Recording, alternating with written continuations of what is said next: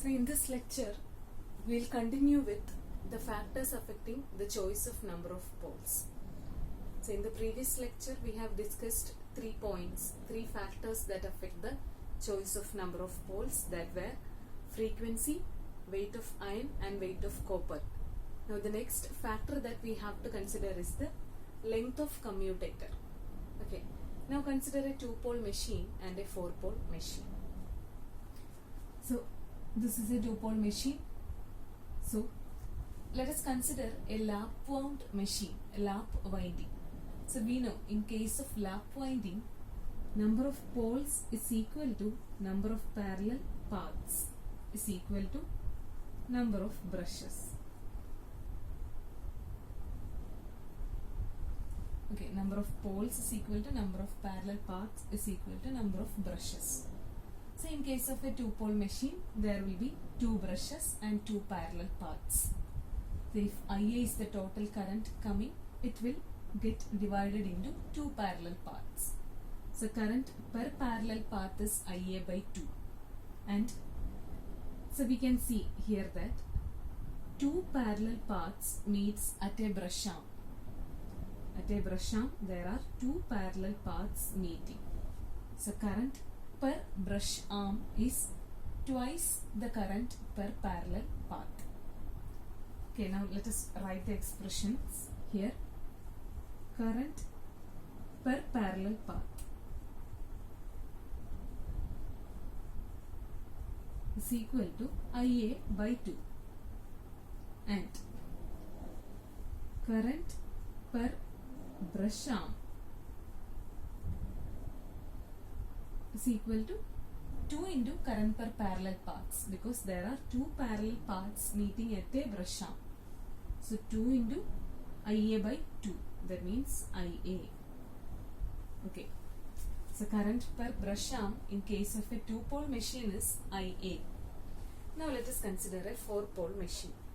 So there are 4 poles. So there will be 4 parallel paths and 4 brush arms. So because we are considering a lap wound machine, number of parallel paths is equal to number of poles is equal to number of brush arms. So total current is IA. It gets divided into 2, IA by 2 and IA by 2. Okay. So this IA by 2 divides into 2 parallel paths, that is IA by 4 and IA by 4. So this also IA by 2 divides into 2 parallel paths, IA by 4 and IA by 4. So these 2 IA by 4 meets at this brush arm. So in total IA by 2, it leaves like this. Then here also these 2 parallel paths meets at this brush arm. Total current is IA by 2, and these 2 currents together will get current IA. This is the path of current flow in this particular armature. So here we can see current per parallel path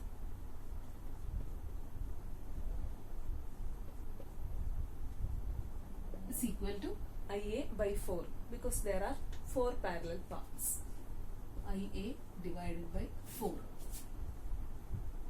Current per brush arm. So we have already said that there are 2 parallel paths meeting at a brush arm. So current per brush arm is equal to 2 into current per parallel paths, that is IA by 2. So check these values. Current per brush arm. So in case of a 2-pole machine, current per brush arm is IA, and in case of a 4-pole machine, current per brush arm is IA by 2. That means as the number of poles increases, current per brush arm decreases. So we are using brushes or brush arms for collecting current from the commutator segments. Commutator in the current edukan venditana brushes using. So as the current to be carried decreases, we can reduce the area of cross section of the brushes or the brush arm. So with the increasing number of poles, we can reduce area of cross section of the brush arm. So area, we can reduce the area means we are actually reducing the thickness of the brush. So these brushes are placed over the commutator. So when the thickness of the brush decreases, overall length of the commutator decreases. So this is the effect of increase in number of poles on the length of commutator. As the number of poles increases, area of cross section of brush arm decreases, that is thickness of brush decreases, and overall length of commutator decreases. So this is the effect of number of poles on length of commutator. Now let us consider the next point, that is the labor charge. So while considering the labor charge, we have to consider labor charge for the armature coil as well as for the field coil. So let's see. So we know the equation for induced EMF in the armature coil, that is E is equal to phi Z NP divided by 60A. Okay. If P phi, that is total flux, is assumed as a constant, P phi is a constant and also 60 is a constant. So we can write E is proportional to Zn divided by A, or otherwise we can write Z is proportional to EA divided by, Z is proportional to EA divided by N. And for a lap wound machine, we know that A, number of parallel paths, is equal to number of poles.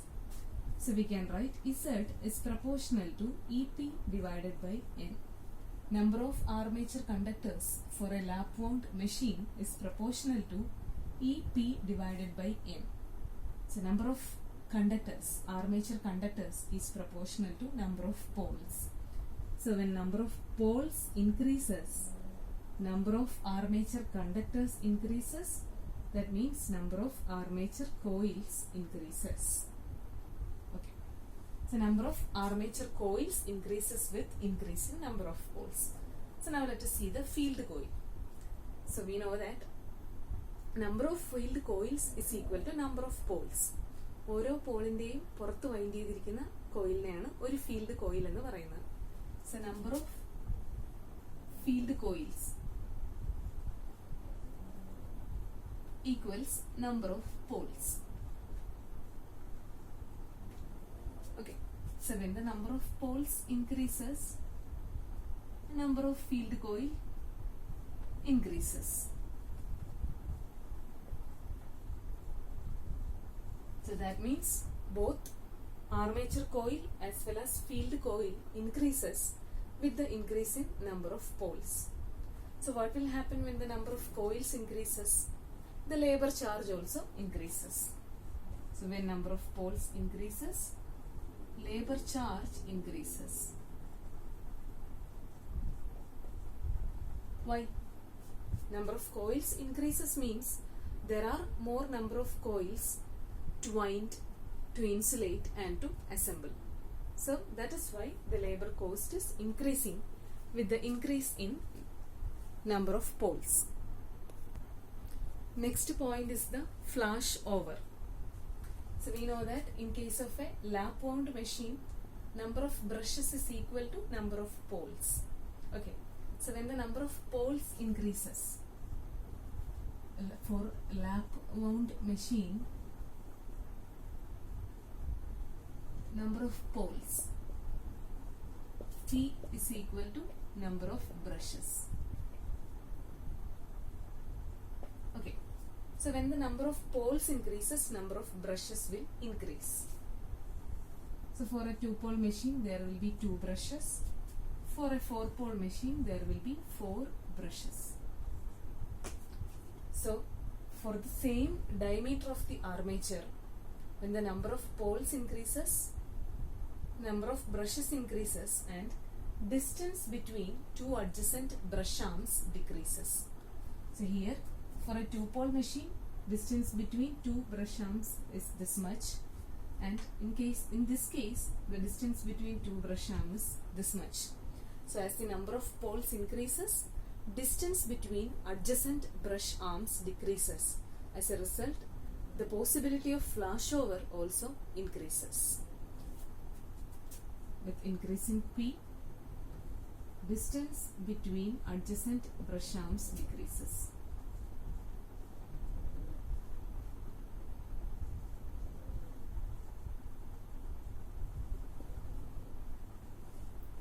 Chance for flashover increases.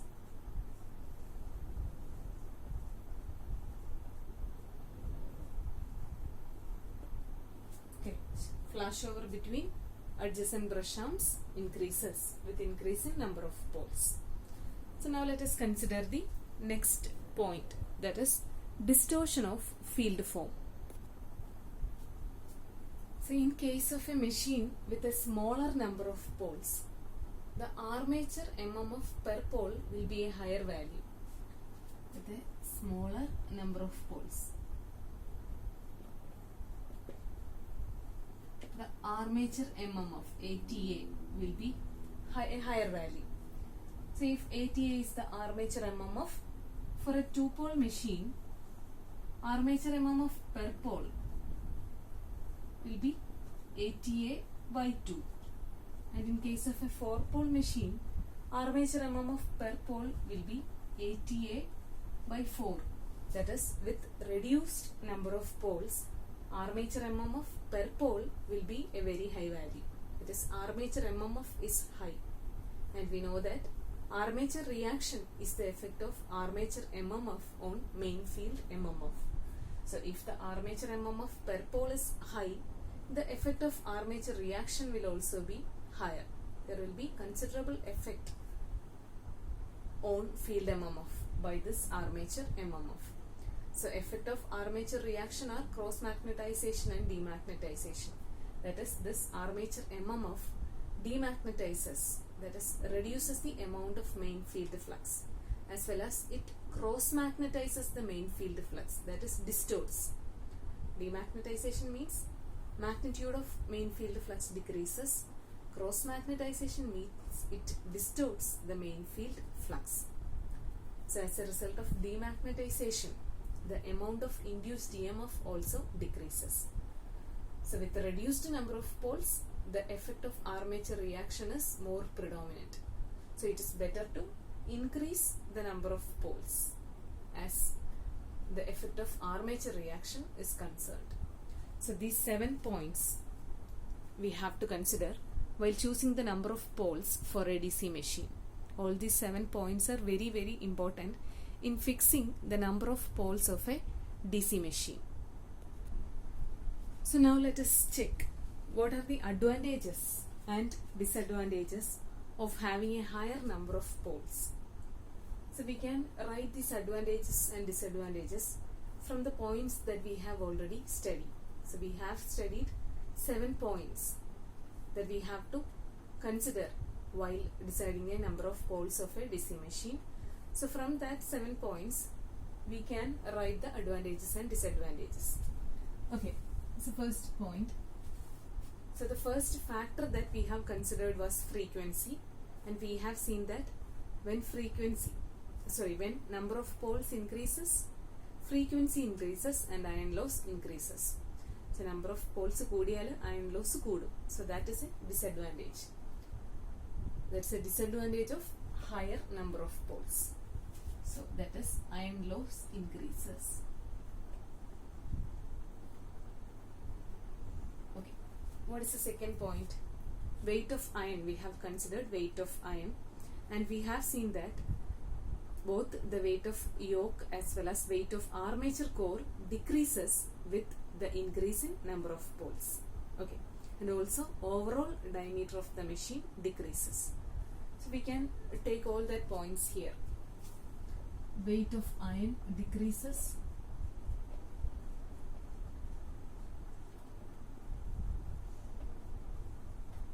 The overall diameter of the machine decreases.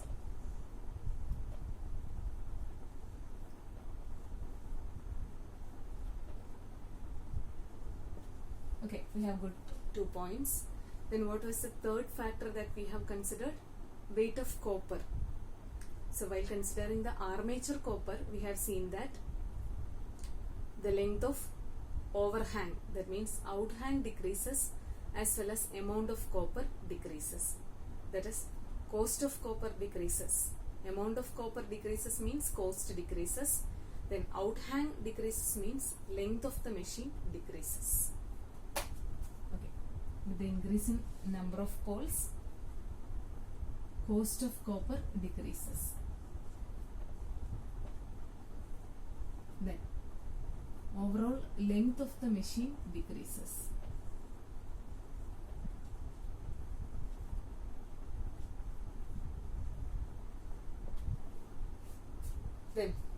Then we have considered the field copper. We have considered armature copper as well as field copper.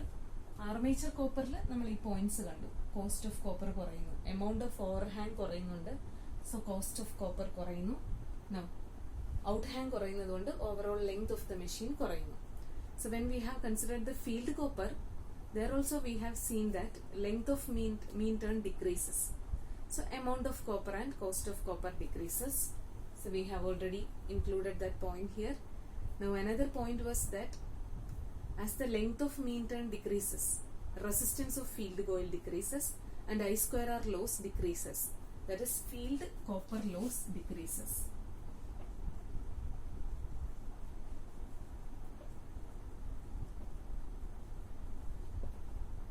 So what was the next point?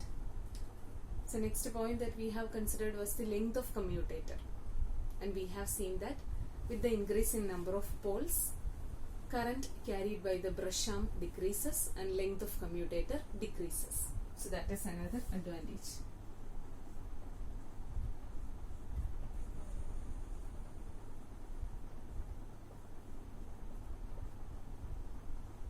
Okay. So now next point was, fifth point was labor charge. We have seen that when the number of poles increases, number of armature coils and number of field coils increases and labor charge increases, which is a disadvantage.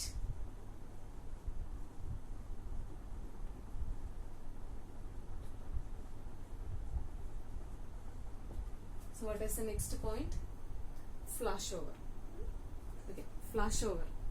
When the number of poles increases, number of brush arms increases, so possibility of flashover increases. As the distance between adjacent brush arms is less, possibility of flashover increases.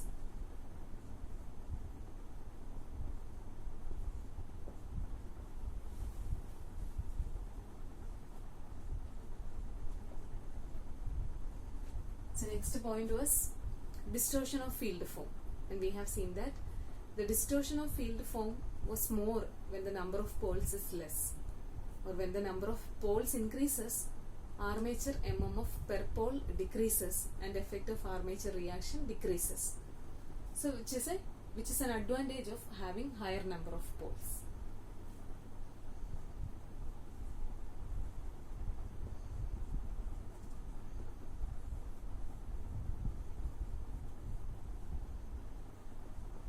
Distortion of field form decreases or reduces with increase in number of poles. So these are the advantages and disadvantages of having a higher number of poles.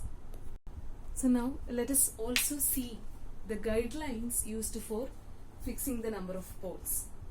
The main guidelines for choosing or fixing the number of poles in a DC machine.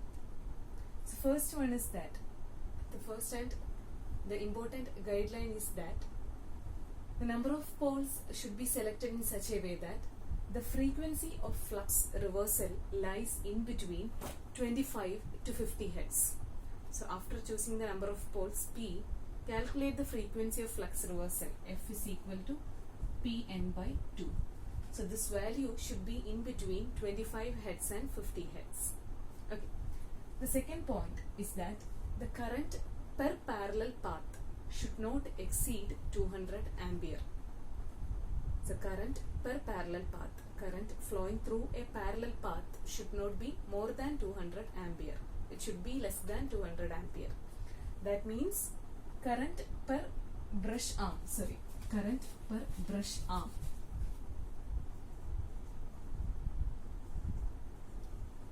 Current per brush arm should not exceed 400 ampere.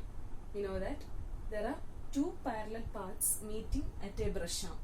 So current per brush arm is twice that of current per parallel path. So current per parallel path should not exceed 200 ampere. That means current per brush arm should not exceed 400 ampere. So these are the main guidelines used for fixing the number of poles in a DC machine.